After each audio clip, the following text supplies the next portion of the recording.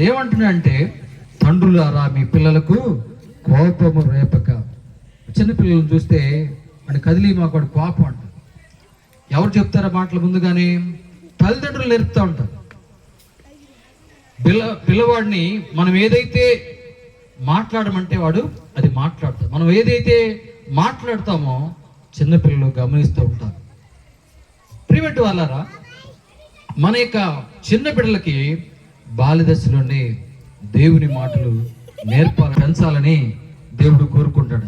అయితే మనం చూసినట్లయితే ద్వితీయోపదేశకాండము 11వ అధ్యాయము 19వ వచనం చూసినట్లయితే ఎప్పుడెప్పుడు దేవుని మాటలు అందించాలనే మాటలు చూసినట్లయితే దేవుడు చక్కగా రాయించాడు.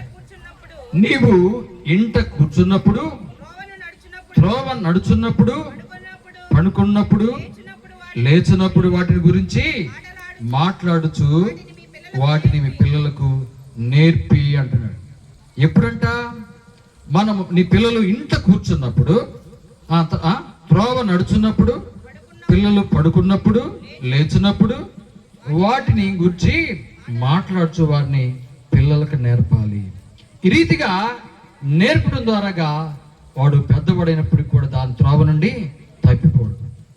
దేవుని బిడ్డలము, దేవుని జనాంగం అని చెప్పుకుంటూ కూడా దేవుని యొక్క మరి సమాజంగా ఉంటూ కూడా మన బిడ్డలు ఏ రీతిగా మాట్లాడుతున్నారు. సమాజం భయంకరమైన పరిస్థితిలో బిడ్డలు ఉంటున్నారు. వాడు మాట వింటలేదు అని అంటూ ఉంటారు.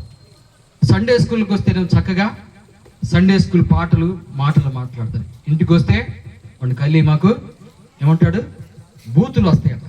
కాబట్టి పిల్లలకి తల్లిదండ్రులైన మనము నేర్చుకొని బిడ్డలకు నేర్పాలి. అప్పుడు వారు ప్రయోజకులుగా ఉంటారు. ఇక్కడ చూసినట్లయితే కీర్తన భాగము 78:4 వచనం చూసినట్లయితే ఎప్పుడు గురించి మనం చూసినట్లయితే చదువమ్మా.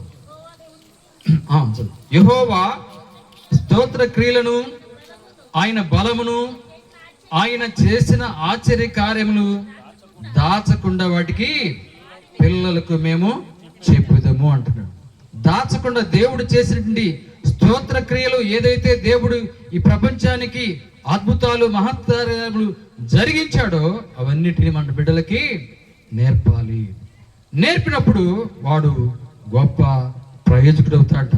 5వ వచనం కూడా చూసినట్లయితే అదే, రాగల తరములో పుట్టబోవు పిల్లలు దాని నెరుగునట్లు వారు లేచి తమ పిల్లలకు దాన్ని వివరించినట్లు రాబోయే తరాలకు కూడా వివరించాలి. మన దేవుడు గొప్పతనాన్ని వివరించాలి. ఈనాడు ప్రపంచాన్ని శాసించగల సత్తా సమర్థత ఇశ్రాయేలు ప్రజలకు ఉందంటే వారు దేవుని గురించి అనేక రీతులుగా హెచ్చరిక చేస్తూ అనేకులను ఒక గొప్ప మార్గంగా చూపెట్టిన వారుగా ఉన్నారు. అయితే ఒక తల్లిని చూద్దాము, దేవుని సన్నిధిలో ఎలాగా పెంచిందో ఆ మాట చదువుకొని ముగించుకుందాం. మొదటి సమూయేలు గ్రంథము 2వ అధ్యాయము 11వ వచనం చూసినట్లయితే, అయితే ఆ బాలుడు చదవమ్మా ఇక్కడ. అయితే ఆ బాలుడు యాజకుడైన ఏలు ఎదుట యెహోవాకు పరిచర్య చేయుండెను.